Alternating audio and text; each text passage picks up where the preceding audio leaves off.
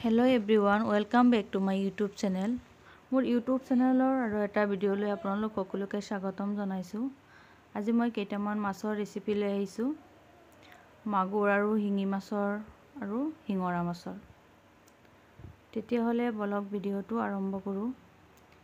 এতিয়া মই শিঙি মাছ আৰু মাগুৰ মাছ একেলগে মিক্স কৰি বনাব লৈছোঁ।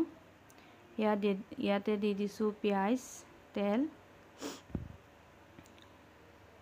আৰু এইখিনি অলপ ৰঙচুৱা হোৱালৈকে অলপ সময় ভাজি থাকিম আৰু এতিয়া দি দিম মছলাখিনি।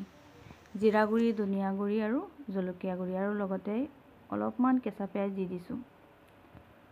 আৰু এইখিনি মছলাখিনি হৈ যোৱাৰ পিছত ইয়াতে দি দিছোঁ মাছ, যাতে নিমখখিনি ভিতৰত সোমাই যায়। ইয়াতে মই এটা মাগুৰ মাছ লৈছোঁ আৰু শিঙি মাছ দুটা লৈছোঁ। এতিয়া অকণমান পানী দিছোঁ যাতে মাছৰ ভিতৰত নিমখখিনি ভালকৈ যায় আৰু অলপ সময় লৰাই থাকিম। আৰু এতিয়া দি দিম ইয়াতে পৰিমাণ অনুসৰি পানী। মই আজি বেছি জোল নাৰাখোঁ, সেইটো কাৰণে কমকৈ পানী ব্যৱহাৰ কৰিম। আপোনালোকে আপোনালোকৰ পৰিমাণ অনুযায়ী দিব পাৰে। আপোনালোকে যদি বেছি জোল খাই ভাল পায় তেতিয়াহ'লে অকণমান জোল দিব। যিহেতু মই কমকৈ ৰাখিম সেইকাৰণে ইমানখিনি দিছোঁ। এতিয়া বনাব লৈছোঁ শিঙৰা মাছ। ইয়াতে দি দিছোঁ পিঁয়াজখিনি ৰঙচুৱা হৈ যোৱাৰ পিছত দি দিছোঁ ধনিয়া গুড়ি, জলকীয়া গুড়ি আৰু হালধি গুড়ি আৰু বিলাহী। শিঙৰা মাছ আজি বনাব লৈছোঁ বিলাহী আৰু জিকা দি পেলাই।